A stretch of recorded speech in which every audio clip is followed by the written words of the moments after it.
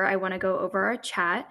Make sure to drop where you're tuning in from and your LinkedIn so we're able to connect with you. Also, please drop any questions that you have for our speaker, and we will get to them at the end. So now I will hand it on over to David from Wick. Hey everyone, hopefully y'all can all see my screen, and we're looking forward to presenting to y'all today. So let me do a quick introduction of myself and also Brian Fitzpatrick, who's on with me here, and then we're going to get into a quick presentation before we start demoing our software. So I'm David Burrell. Again, I'm the founder and CEO of Wick. We actually had a long background as a public opinion research agency that we still have called Wick Insights, and we'll talk about that some today. And, over time, we continue to build technology that will kind of automate some of the very complex multi-partner tasks of doing public opinion research. And as we continue to build that technology, we kind of recognize a lot of opportunities to build a platform for the whole voice of market research industry, solving some of the problems that we were solving just for public opinion. And so with that being said, we got to a point where we kind of on this journey trying to bring this product to life, and we brought Brian Fitzpatrick on as our CTO. Brian recently built and exited a voice of customer research res tech called Listen 360. And we're currently kind of in the path of bringing a product to market next spring. And so y'all probably wondering, why are we doing a demo of software that isn't ready for, the market? And, one of the reasons is just because we're getting to show a lot of use cases of the technology that we have built in the public opinion setting. And it's no more fun time to look at that type of data than 2 weeks before an election, and kind of talk about a couple of use cases of how our agency, like I said, Wick Insights, has used some of the features we have built, which we'll show, to really create some breakthrough moments that we never would have been able to achieve before. Now we'll also connect the dots of how that can kind of service the commercial industry and everything like that. But so with that being said, I'm going to kind of kick off a quick presentation and talk about how we've used this technology, and then I'll get into actually demonstrating that technology right thereafter. So really what I want to show here is 2 use cases that our agency, which is really the only user of this platform you're going to see to date, again, we'll make it available to everyone in the spring, but how our agency has really been able to create a number of, as I said, breakthrough moments.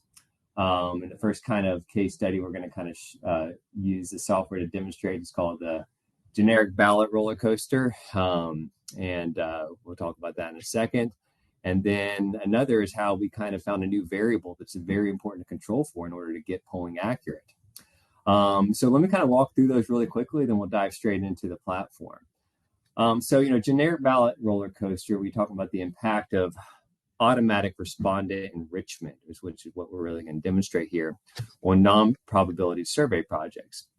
So if y'all follow any politics, you probably know that, there's a question that often gets asked, and it's, hey, generally speaking, are you going to vote for a Republican or Democrat for Congress this year? And what's very unique about that is the results are always all over the place, not just from one pollster to the other. And I'm not going to call any names, but, even in the last month, you could have the same pollster within 2 weeks have a read that is 10 points off, right? So, that question is how, that's way outside the margin of error. And, how has public opinion really changed that much in a national 2,000 complete survey in 2 weeks?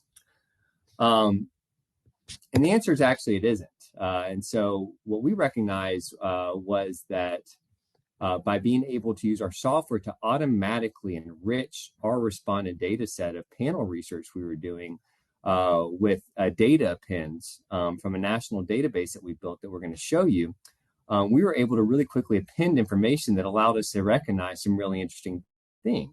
And what we recognized is when we were doing panel research, even though we were using the same methodology, we were getting a lot of different variation on what type of district people were coming from. We had too many respondents coming from Republican representative districts in one, and too many coming from Democrat representatives and districts in the other. And you ask, well, why is that important? You're setting quotas on, geography, like region, and the answer is because depending on who your respondent, who representative it is, you might have a much more likelihood of saying you want to vote for the Democrat or the Republican candidate. So as you can kind of see here, if you're in a Democratic representative district, you're a Republican, you're much more likely to say Democrat, and Republican district. Sorry. So using so that's important because we were using the same methodology, and we didn't know why our data was bouncing all over the place like everyone else's was, and we couldn't figure that out until we actually were saying, hey, let's find a third-party data source and automatically enrich our respondent data set by appending all this research from that third-party data source. And so that normally will be a very intense process to kind of have to go do that. We're going to kind of show you how we've created a way to automate that. So when you're even doing panel research or other type of research, it'll append the data directly from that data source to your respondent set and give you new ways to look at the information and hopefully create new insights. So anyways, a very interesting insight here when we're in political season is, the reason why these generic ballots are all over the place is because, especially with panel research, one sample may be 10% too many respondents coming from Democrat districts, and the other may be 10% coming from Republican districts, and it just kind of bounces all over the place. And it's something that if you control for, you can adjust the results and get them more accurate. So the second thing we want to talk about here, my screen's frozen. Apologies. Is how we were able to use our technology and automation to kind of shift the focus and recognize the new biases that were going on in research and how that's really impacting all the inaccuracies you're starting to see in polling. And the idea of, what we found, the theory that we had was that, poll results, have been woven into political narratives constantly by the media. This is something that was, it's very new. It didn't exist in decades past because social media channels and less expensive polling didn't make these polls so abundant. And so we had this theory as a research agency that if you agreed with these these political narratives, it felt good to see them online and they were supported by all the polling. And so that feeling of that validation, that good feeling online kind of served as a incentive maybe for people to take polls at higher rates, or at least people with a certain psychological profile who wanted to kind of, by taking the poll, you're kind of supporting those narratives. So this was just a theory we had, right? So the problem is that we didn't know whether or not, how can you find these people? We didn't see anything in our polling. All the age, race, gender, all the different types of things we typically did was we didn't see any group of people responding to surveys at a higher rate. So what we decided to do was say, hey, well, let's ask questions about the choices that people are making and see if, hey, when you see a narrative online you agree with, are you kind of the profile of a person that would potentially respond to higher rates because of that narrative?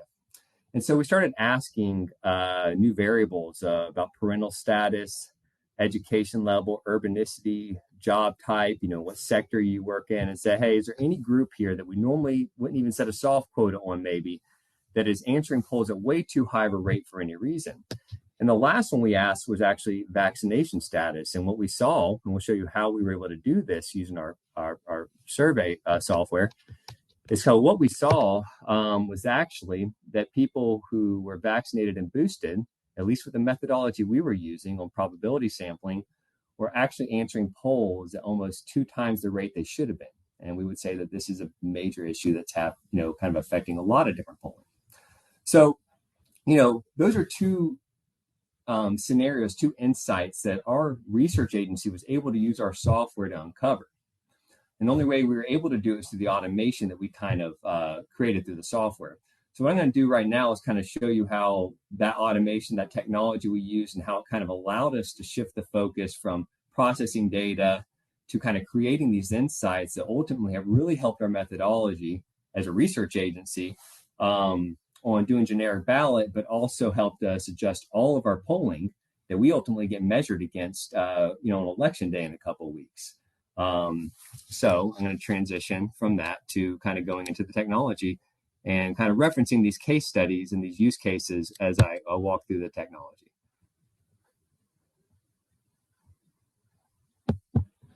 Okay. So first and foremost, our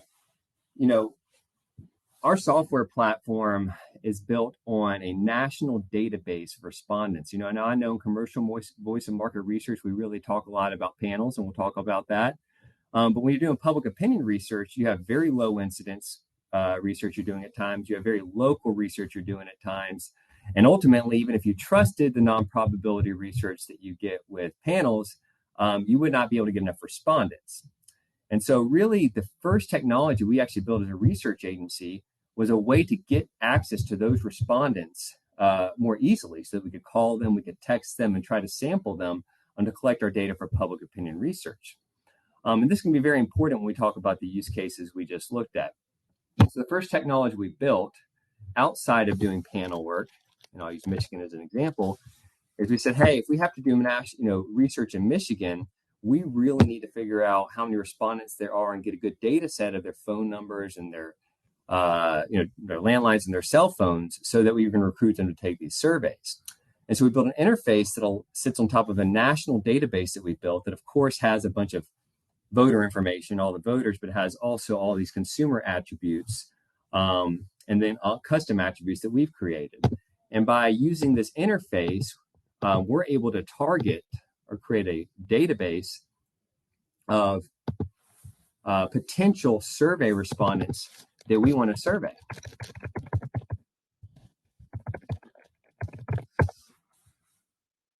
Now, prior to having this ability and having this national database set up, if you want to run a research project, effectively what you would do is you would have to call a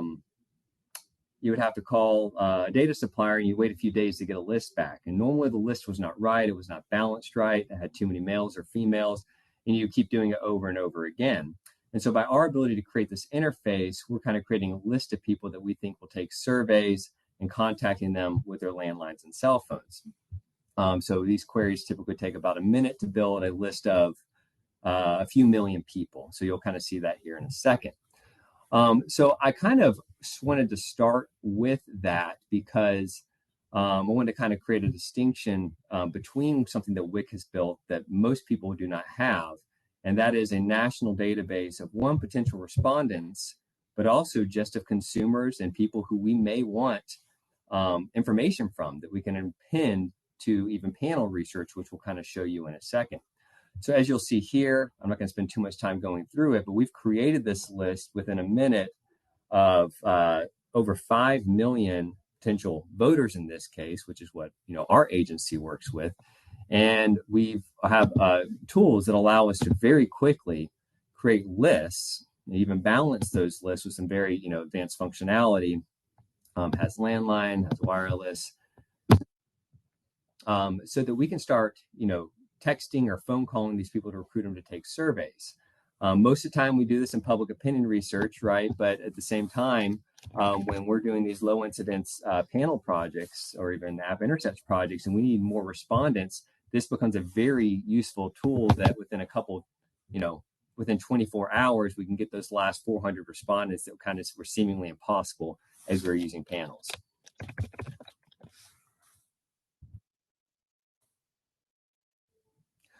So this, kind of going back to things, this was actually the very first feature that, as I mentioned before, we had an agency and we were frustrated because it was so difficult to access the respondents that we needed to recruit for our surveys as a public opinion research agency. So we went ahead and built a national database just for the sole purpose of making it easier for us to create files out of it to go recruit these people. Now, what I'm going to show you now is how that national database ended up really enabling us to create more breakthrough moments with the research we were doing with some new features that we built. And that's where I'll kind of go into some of the things we're talking about with the generic ballot. Bear with me. By the way, I could very easily create a file here, export it, and then we go do our research. So one thing I'm going to go back to and just use an example project that we have run recently is in Arizona. We're polling the Arizona battleground this week. And, one of the value propositions that we add in addition to making it easy to automate panel research is landline, cell phone, by texting or phone calling to recruit survey respondents. So one unique thing our software does is it will automatically combine data and process that data into a single data file from multiple different data sources. So you could be using Qualtrics, you could use a live agent center, and no matter what mode that data is coming from, it'll process immediately into a data file that is immediately available for you to analyze. So the other thing it does is it makes it available for immediate reporting. So you have data coming in from multiple sources, and you're able to really quickly, while the project's still in the field, use our reporting tools to very easily analyze the data coming in from these different data sources. And if y'all have ever done multi-mode research, typically processing this data is very, very intense every night. So right now, where we have a software that allows that, as the data is coming in from multiple sources, you can go ahead and get in here, create reports, understand what's going on while it's still in the field, and of course have these features once you get out of the field. So I want to show you all that very quickly, just as a feature we built to help us automate this process. But kind of getting back to the case study, that I originally talked about is, we were doing panel research, and, we were watching our generic ballot on who you're going to vote for kind of bounce all over the place, just like everyone else does. And so one thing we were able to do was we said, well, hey, something's not right. We're not, we can't find it in the data. We're not asking questions that look wrong. The age, race, and gender is looks fine, but something's not right. So what we wanted to do, which is a very manual process, is let's enrich and append all that data from that database that we created, that we just showed you, and see if we're seeing something from that data. And the result was we did see something. It was a very manual and painful process. So instead, what we wanted to do was say, hey, anytime you have a panel project, anytime you're doing live agent, you're doing IVR, you're doing online, we just immediately want to find the right respondent in our database, and we want to append their information. And so we can kind of uncover these key insights. And in the case of the generic ballot, we recognize, wow, we have too many people coming from Democrat districts on this round, and then too many come from Republican on the next round. So we built a feature in here that allows us to immediately connect to a market that we want to enrich the data with. And then we can immediately append all of that data from the database, find the right respondent, understand what their match code was it an exact match, how confident are we with it, what was the criteria, was it targeted or relational, meaning, hey, was, on phone call research, were we talking to a person we targeted, or is it, was it the wife or someone else we think lived in the household? It's based on some of that logic. And so what we're able to do is build this feature just by clicking append, that when you go back and look at the respondent data set, what it actually did is it brings in all of these new columns, you'll see them here in a second, from the database. And we have hundreds of columns available for additional analysis. And, by doing this is actually how we uncovered that, wow, we think our data is representative, but our geography, our political geography, is way off on this research. So the kind of other thing I was going to get into, and we can kind of show the results on in a second here, is that second case study. We've showed you all a number of features here on how we as a company are working on technology that allows you to kind of get respondents not just from panel but from other data sources, combine all that data in real time, right, and then enrich that data with data from a third party, right, or a custom database that we've built, right. But what's interesting is I was kind of going through the fact that we uncovered that people who groups of people were taking, we have a selection bias going on where groups of people are taking surveys at the higher rates than they should be. The only reason that was really even possible was because we've done all this automation. And as we're running these surveys and running these projects, I'll go back into it, the fact that the data is processing automatically, the fact that the reporting is being generated automatically from all these sources, that we can even apply weights as we're in the field. The weights can be on and kind of like showing us what's happening. It kind of allows us to focus more on the methodology, focus on in-field adjustments, and kind of uncover those insights that you normally wouldn't find until you finish the research project, and then you're on the deadline to create a report for the client. So I'm going to start, there's tons and tons of other features we have in the platform we've built. I'm going to kind of stop so we have a little bit time for to answer questions, but wanted to kind of just recap by saying, what we've shown today was a couple use cases of how our agency has built kind of an internal technology that we've been working on. Now, our goal is to bring this technology for multi-mode research, so you can research more respondent sources or more modes, right? Automatically process all that data and do the whole programmatic sampling thing that's been so great for us, but then enrich all that information with these custom databases that we have built, so that you can start working on the insights and deeper insights in faster time. So, we're going to be having this product, brand new version of it, much prettier than what you've even seen on the screen, available for, all voice and market researchers starting this spring. But because it's election season and, political information is interesting in election, we figured we kind of show you all the under the hood and what we're working on and how we're using it to kind of predict elections a little bit differently, which, by the way, that key insight on the vaccine status and the selection bias there changed the results, anywhere from between 3 to 6 points in our most recent research, which we're releasing on Monday. So very important for us to be able to use technology to create those type of moments in the public opinion space, and hopefully it'll have the same impact for all research as we get into next spring, when we're providing this for commercial and the whole voice and market research world. So I'm going to stop it there and allow for any questions to be asked. And Awesome. Thank you, David. That was a great tech demo. So be sure, if you have any questions, to drop them in the chat or in the Q&A box. So a question that we do have is, what are some of the biggest challenges that you've seen people overcome using Wick? Well, primarily we are the only company that uses Wick, our agency, right now. So I can speak very well to the challenges we've overcome.